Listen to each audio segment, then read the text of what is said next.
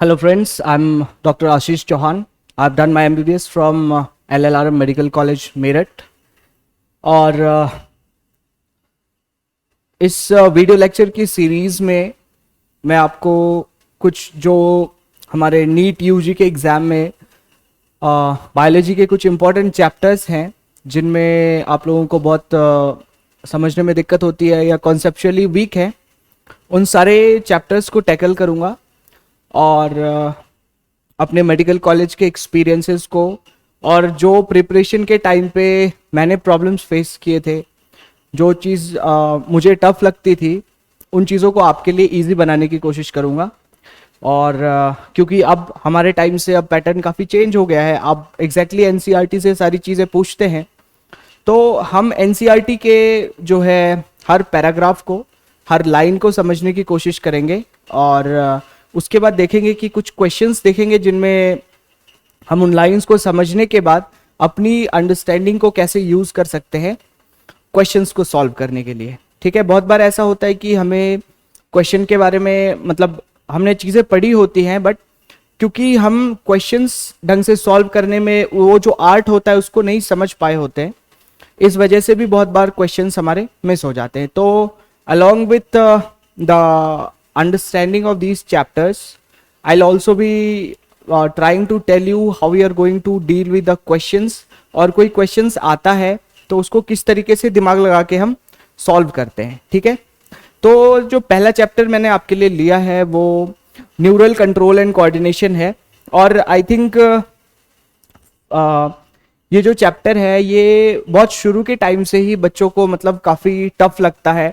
आप medical college में जाते हो तो न्यूरोफिजियोलॉजी टफ लगने लगती है, न्यूरोपैथोलॉजी टफ लगती है, न्यूरो एनाटॉमी टफ लगती है। सो मैंने सोचा कि सबसे पहले इस चैप्टर को डील करते हैं ताकि जो आपका बेसिक्स है इस चैप्टर के बारे में वो क्लियर हो। So let us start with the neural control and coordination. As the name says neural control and coordination. ठीक है, हम इस चैप्टर के बारे में पढ़ेंगे और जानकारी इकट्ठा करेंगे कि कैसे चीजें काम करती हैं। ठीक है, सबसे पहले बेसिक चीज न्यूरल कंट्रोल एंड कोऑर्डिनेशन क्या होता है ना। तो न्यूरल कंट्रोल कहते हैं ना कि एक इंसान का दिमाग जो होता है वो सबसे पावरफुल होता है। तो इस चैप्टर में हम देखेंगे कि हमारा ब्रेन और उससे निकलने वाले जो नर्वस सिस्टम के पार्ट्स हैं, पेरिफेरल नर्वस सिस्टम है, वो किस तरीके से फंक्शन करता है, बेसिक सेलुलर लेवल पे कैसे फंक्शन करता है और किस तरीके से पूरे बॉडी को एक कोऑर्डिनेशन में लेके चलता है। जैसे आप वॉक कर रहे हो तो कैसे आप कोऑर्डिनेशन में वॉक करते हो, आप दौड़ते हो किस तरीके से, वो एक कोऑर्डिनेटेड वे में होता है। या कोई भी चीज, हम कोई सेंसरी परसेप्शन है, हम लाइट को देखते हैं, हम स्मेल लेते हैं, हम टच परसेप्शन करते हैं, तो ये सारी चीजें जो है ब्रेन में कंसंट्रेटेड होती है। ब्रेन इस सारे प्रोसेसेस को अपने तरफ लाता है, उसको एनालाइज करता है और जो कि हमारी रियलिटी को कंस्ट्रक्ट करता है। ठीक है, तो नर्वस सिस्टम के पार्ट्स को सबसे पहले स्टडी कर लेते हैं, नर्वस सिस्टम में क्या क्या चीजें होती हैं। ठीक है, सो पहली चीज जो नर्वस सिस्टम में हम देखते हैं वो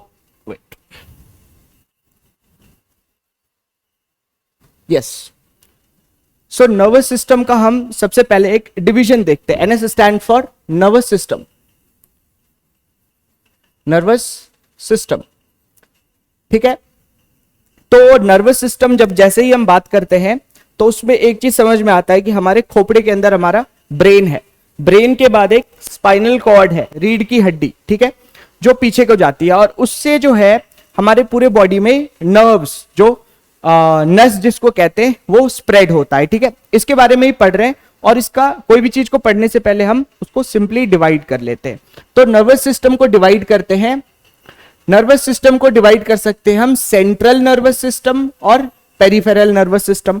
अब सेंट्रल जो है वो आप इस तरीके से मान सकते हो कि बीच में है बिल्कुल। ठीक है, सेंटर, सेंट्रल।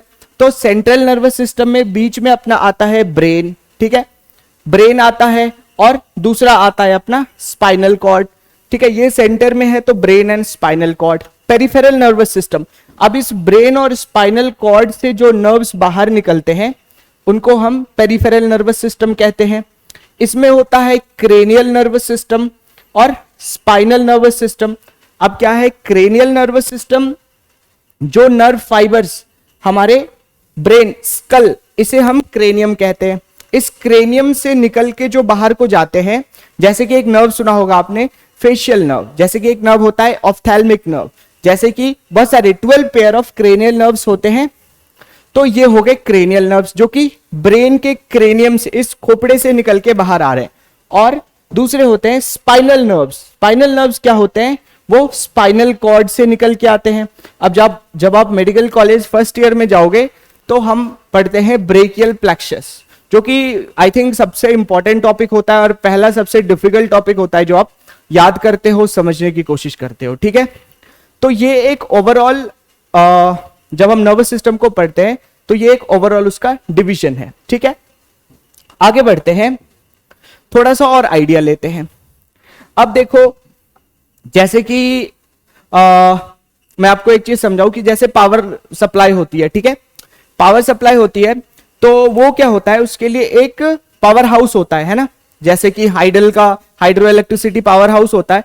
वहां से तार के थ्रू फाइबर्स जो है, जो फाइबर्स को हम ऐसे कह सकते हैं कि तार, ठीक है, जो कि एक इंफॉर्मेशन को एक जगह से दूसरी जगह लेके जा रहा है, ठीक है। तो जो ब्रेन है ये अपना सेंटर है और यहां से बहुत सारे फाइबर्स पूरी बॉडी में, बॉडी के हर एक पार्ट में डिस्ट्रीब्यूटेड है, ठीक है। और ये डिस्ट्रीब्यूटेड फाइबर्स जो हैं उनको भी हम थोड़ा सा डिवाइड करते हैं और एक बहुत इजी टेक्निक बताऊंगा उनको समझने के लिए। तो दो टाइप के होते हैं, पहला जो होता है उसको कहते हैं हम एफरेंट फाइबर्स, ठीक है, एफरेंट फाइबर्स, और दूसरा होता है इफरेंट फाइबर्स। कैसे याद करेंगे, बहुत बार बच्चे कंफ्यूज हो जाते हैं। एफरेंट मतलब आने वाला, कहां आने वाला, तो मेन सेंटर में आने वाला, brain is the main centre.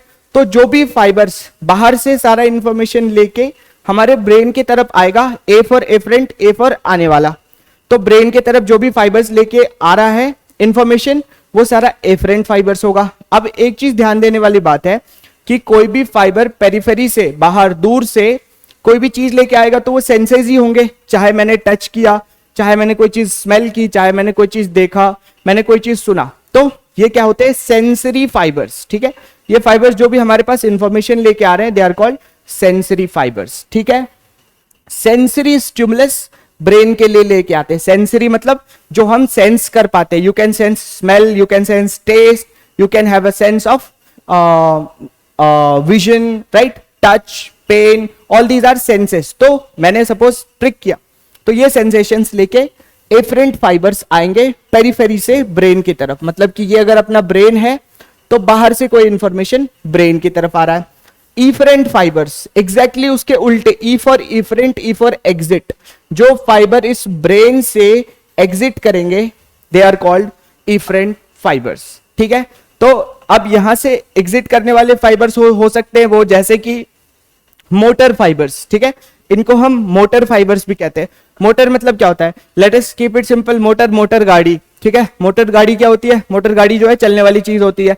तो मूवमेंट करवाने वाले फाइबर्स जो होते हैं they are called motor fibres और इफरेंट फाइबर्स। अब जैसे मैंने हाथ का मूवमेंट किया, ठीक है, ये मेरे हाथ की मूवमेंट है, दिस इज मूवमेंट और मोटर फाइबर्स, ठीक है। ये मेरे ब्रेन से एक सिग्नल आया और ब्रेन ने कहा कि ओके अपने हाथ को फैलाओ या अपने हाथ को बंद करो, ठीक है। So this is motor fibre. आगे चलते हैं, थोड़ा सा और आइडिया लेते हैं। अब जो इफरेंट फाइबर्स होते हैं, एक तो मैंने बता दिया कि मेरा मन हुआ कि मैंने सोचा कि यार अपने हाथ को एक्सटेंड कर लेता हूं या बंद कर लेता हूं, या पेन उठा लेता हूं या पेन रख देता हूं, ठीक है। ये मेरे मन पे है, जो मैं जैसा चाह रहा हूं वैसा कर पा रहा हूं। So they are called voluntary muscles, जो कि हमारे वॉल्यूशन मतलब हमारे अपने कंट्रोल में है, ठीक है। They are called voluntary muscle fibres और स्केलेटल मसल फाइबर्स, ठीक है। और दूसरे होते हैं इनवॉलेंटरी मसल्स को सप्लाई करने वाले। अब इनवॉलेंटरी मसल्स कौन से होते हैं, जो हमारी बात नहीं मानते, जैसे कि अपना हार्ट का मसल, कार्डियक मसल फाइबर्स, ठीक है। आप बोलोगे कि यार हार्ट रुक जा, रुकेगा, कभी नहीं रुकेगा, यार हार्ट तेज चलना शुरू हो जा, नहीं, वो आपकी बात नहीं मानता है। ऐसे ही हमारे पेट के मसल्स जो होते हैं, जीआईटी, गैस्ट्रो इंटेस्टाइनल ट्रैक्ट के मसल्स जो होते हैं, वो भी आपकी बात नहीं मानते, वो अपने हिसाब से कॉन्ट्रैक्शन रिलैक्सेशन करते हैं। तो ऐसे मसल्स को भी ब्रेन ही सप्लाई करता है, बट वो हमारे कंट्रोल में नहीं होते। सो दे आर कॉल्ड इनवॉलेंटरी और ऑटोनोमस। ऑटोनोमस मतलब होता है वो किसी के कंट्रोल में नहीं है, वो खुद अपना सारा काम करता है, ठीक है। इसमें भी दो टाइप के हो सकते हैं, सिंपैथेटिक और पैरासिम्पैथेटिक। सिंपैथेटिक जैसे कि मान लो आपने किसी शेर को देख लिया, शेर आपके सामने खड़ा है और वो बस आपको काटने वाला है, तो क्या करोगे, आप भागोगे। उस टाइम पे क्या होगा, आपकी हार्ट रेट बढ़ जाएगी, बहुत तेज बढ़ जाएगी, है ना, आप उसको कंट्रोल नहीं कर सकते। तो जो ये हार्ट रेट बढ़ाने वाले फाइबर्स होते हैं, जो हार्ट रेट बढ़ाने वाले नर्व्स होते हैं, वैसे को हम सिंपैथेटिक कहते हैं। बट मस्त आप रेस्टिंग स्टेट में हो, खा पी के सो रहे हो, चिल कर रहे हो, हार्ट रेट एकदम नॉर्मल है, तो वैसे कंडीशन में जो फाइबर्स काम करते हैं they are called parasympathetic fibres. सो ये एक बेसिक अंडरस्टैंडिंग हो गई अपनी नर्व फाइबर्स के बारे में और नर्वस सिस्टम का एक ओवरऑल आइडिया। अब चलो बेसिक चीज समझने के बाद और थोड़ा सा बेसिक में जाते हैं। क्या बेसिक में जाते हैं, तो ये सब सारा चीज हमने पढ़ लिया। अब एक चीज मैं आपको बताना चाहूंगा, ये विसरल नर्वस सिस्टम जो है वो उसी को हम ऑटोनोमिक नर्वस सिस्टम भी कहते हैं, ठीक है। आगे बढ़ते हैं। अब जो है एक ये अपना आ गया, ये जो है एक न्यूरॉन का स्ट्रक्चर है। अब जैसे हमारा ब्रेन है, ब्रेन से फाइबर्स मैंने बोले, फाइबर्स बेसिकली क्या है, फाइबर्स जो है न्यूरॉन के बंडल्स हैं। बहुत सारे न्यूरॉन एक साथ एक बंडल में बंद होके चल रहे हैं। जैसे कि मान लो आपके घर में इलेक्ट्रिसिटी का पावर आता है, तो उसमें एक मोटी सी वायर होती है जिसके अंदर छोटे छोटे बहुत सारे वायर्स होते हैं। एग्जैक्टली सेम जो सबसे छोटा यूनिट है नर्वस सिस्टम का जो काम करता है, दैट इज कॉल्ड न्यूरॉन, ठीक है। तो ये एक सेल है। अब सेल जो होता है वो मोस्टली माइक्रोस्कोपिक स्ट्रक्चर होता है, but mind you these neural cells are the longest cells in our body. हो सकता है कि वो आपके पूरे लेंथ के हो सकते हैं, एक न्यूरॉन सेल जो है वो इतना लंबा भी हो सकता है, ठीक है। तो अब जो है एक बेसिक स्ट्रक्चर न्यूरॉन का देखते हैं। ये डायग्राम बहुत ज्यादा इंपॉर्टेंट है। क्यों इंपॉर्टेंट है, क्योंकि इस डायग्राम से डायरेक्ट क्वेश्चंस आते हैं। पहले भी उन्होंने दिया हुआ है डायग्राम में अलग अलग पार्ट्स, और उसमें उन्होंने डायरेक्ट पूछ लिया है कि ये कौन सा पार्ट है। Most important being the Nissl granules. Nissl granules क्या होते हैं, ये कैरेक्टरिस्टिक होते हैं इस नर्व सेल के। अब कोई भी सेल की बात करेंगे तो उसमें एक न्यूक्लियस होता है, उसका साइटोप्लाज्म होता है, ठीक है। तो ये अपना देखो, ये रहा अपना न्यूक्लियस है, ठीक है, और ये पूरा अपना साइटोप्लाज्म है। अब क्या है, निसेल ग्रैन्यूल्स बेसिकली गोल्गी अपैरेटस होते हैं, ठीक है। आपके एनसीईआरटी में नहीं दिया है, बस आपके नॉलेज के लिए बता रहा हूं कि ये गोल्गी अपैरेटस होते हैं और ये फाइन ग्रैनुलेशंस देते हैं। जब आप माइक्रोस्कोप में देखोगे तो दाने दाने दाने सा दिखेगा, उससे हम आइडेंटिफाई करते हैं कि ये एक नर्व सेल है। और क्या होता है, डेंड्राइट्स होता है, ठीक है, श्वान सेल्स होता है। इस डायग्राम को काफी बार ड्रॉ करके देखना। श्वान सेल्स, श्वान सेल्स क्या होते हैं, तो श्वान सेल्स आप ऐसा मान लो कि इंसुलेशन का काम करते हैं। जो न्यूरॉन्स होते हैं उसके ऊपर जो कवरिंग होती है, मतलब न्यूरॉन के बाहर जो है प्लाज्मा मेम्ब्रेन है, उसके बाहर से एक कवरिंग होती है, उसको कहते हैं हम श्वान सेल्स। मतलब बेसिकली ये कवरिंग जो होता है उसको हम माइलिनेशन कहते हैं। और ये माइलिनेशन पेरिफेरल नर्वस सिस्टम में ब्रेन और स्पाइनल कॉर्ड के बाहर जो प्रोवाइड करता है उसको श्वान सेल्स कहते हैं। और जो ब्रेन और सेंट्रल नर्वस सिस्टम में प्रोवाइड करता है माइलिनेशन, उसको हम ओलिगोडेंड्रोसाइट्स कहते हैं। तो ये दो टाइप के सेल्स होते हैं।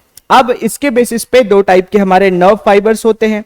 एक का नाम होता है माइलिनेटेड नर्व फाइबर्स और एक का नाम होता है non myelinated nerve fibres. So basically जिनमें श्वान सेल्स है वो माइलिनेटेड नर्व फाइबर्स हैं, जिनमें श्वान सेल्स नहीं है वो नॉन माइलिनेटेड नर्व फाइबर्स है। अब इसका क्या फायदा है, क्या नुकसान है, समझते हैं। जब आने वाले टॉपिक्स में हम देखेंगे कि वेट हाँ, आने वाले टॉपिक्स में अपन देखेंगे कि नर्व कंडक्शन किस तरीके से होता है। तो बेसिकली यहां से नर्व कंडक्शन स्टार्ट होता है, वो आगे आगे बढ़ता रहता है। अब क्या होता है कि कुछ सेल्स जहां पे नर्व फाइबर्स में ये श्वान सेल्स प्रेजेंट होते हैं, तो वहां पे कंडक्शन यहां से यहां होता है, यहां से यहां होता है, यहां से यहां होता है, ठीक है। मतलब बेसिकली एक समझने के लिए ये चीज है कि इस तरीके से कंडक्शन होता है. This jumping conduction is called saltatory conduction. Saltatory conduction, और ये बहुत फास्ट होता है. तो जो नर्व फाइबर्स जिनमें श्वान सेल्स होते हैं उसमें सॉल्टेटरी कंडक्शन होता है, and this is very fast conduction. It means the myelinated nerve fibres they are having very fast conduction, right. और जो नर्व फाइबर्स जिनमें माइलिन शीथ नहीं होती है उनमें कंडक्शन कुछ ऐसा होता है. This is slow conduction, right. So basically यही डिफरेंस है कि जो फाइबर्स माइलिनेटेड होते हैं वो कंडक्शन मतलब कि इंपल्स, किस स्पीड से कोई इंफॉर्मेशन एक जगह से दूसरी जगह ट्रांसमिट होगा वो डिटरमाइन होता है माइलिनेशन और नॉन माइलिनेशन में. तो सेंट्रल नर्वस सिस्टम में सारे नर्व फाइबर्स माइलिनेटेड होते हैं और पेरिफेरल नर्वस सिस्टम में ज्यादातर नर्व फाइबर्स नॉन माइलिनेटेड होते हैं. तो बात यहां तक अपनी क्लियर है. और अब एक बेसिक चीज थोड़ा आइडिया ले लेते हैं. वेट,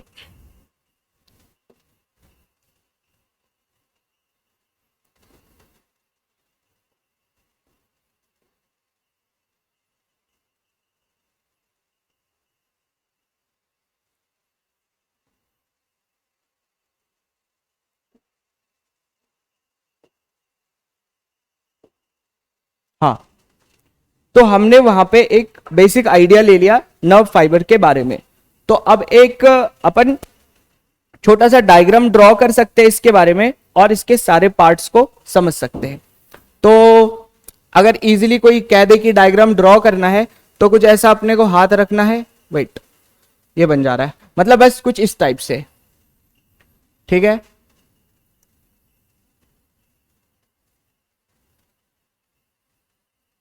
ये अपना नर्व फाइबर्स है, ये न्यूक्लियस है, यहां से ये डेंड्राइट्स निकल रहे. डेंड्राइट्स क्या होते हैं और ये क्या होता है, ठीक है. दो चीज, एक होता है डेंड्राइट्स और एक होता है एक्सॉन. Axon and dendrites. अब देखते हैं डेंड्राइट्स जो है, लेट अस से this your hand is your nerve fibre, ठीक है. तो इसके सबसे ऊपर का पार्ट जो है, जो दूसरे वाले किसी नर्व का, ये सपोज दूसरा नर्व है, ठीक है, दूसरे वाले किसी नर्व के रिसीविंग एंड पे होगा, ठीक है.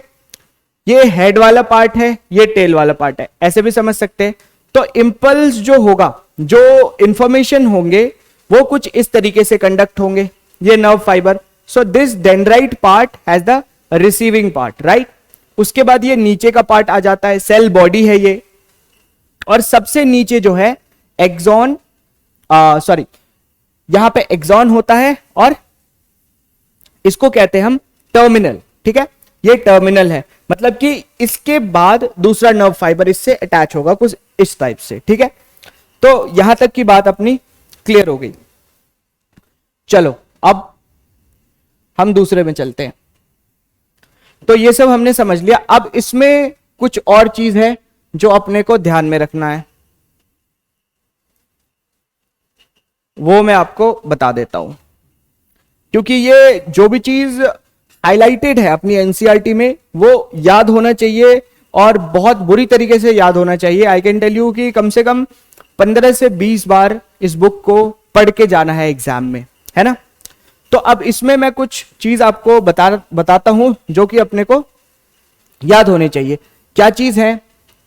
मल्टीपोलर, यूनिपोलर और बाइपोलर, 3 टाइप के न्यूरॉन्स होते हैं.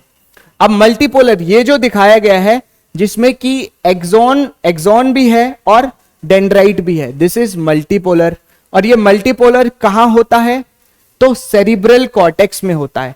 जो हम अपना, जब हम ब्रेन का डायग्राम बनाएंगे तो ये जो सेरिब्रम है, ठीक है, यहां पे जो फाइबर्स होते हैं दे आर मल्टीपोलर, क्योंकि बहुत सारे कनेक्शंस होते हैं और बहुत सारे एग्जिट्स होते हैं वहां पे, तो इसीलिए वहां पे मल्टीपोलर न्यूरॉन्स होते हैं. ये सबसे डेवलप, सबसे एडवांस्ड न्यूरॉन्स होते हैं. उसके बाद होते हैं बाइपोलर्स. बाइपोलर्स क्या होते हैं? 1 एक्सॉन 1 डेंड्राइट, ठीक है.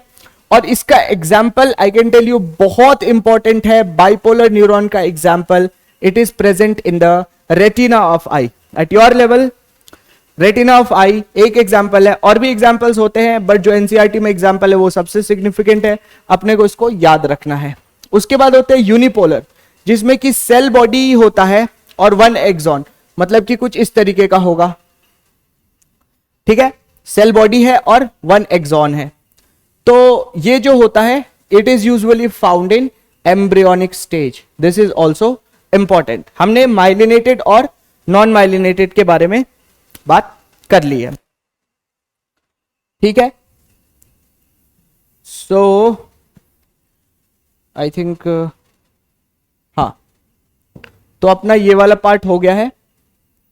तो अभी इस क्लास में हमने एक बेसिक जो है नर्वस सिस्टम के बारे में पढ़ा कि नर्वस सिस्टम को कैसे हम डिवाइड करते हैं, और एक बेसिक आइडिया लिया नर्व सेल के बारे में, और टाइप्स ऑफ नर्व सेल्स को हमने समझा। नेक्स्ट क्लास में हम एक बहुत ही कॉन्सेप्चुअल टॉपिक है जिसमें कि हम नर्व फाइबर्स में इंपल्स का जो इंफॉर्मेशन होते हैं, जो एक्शन पोटेंशियल होता है, जो इलेक्ट्रिकल करंट होता है, वो कैसे फ्लो करता है उसके बारे में पढ़ेंगे, ठीक है। Thank you.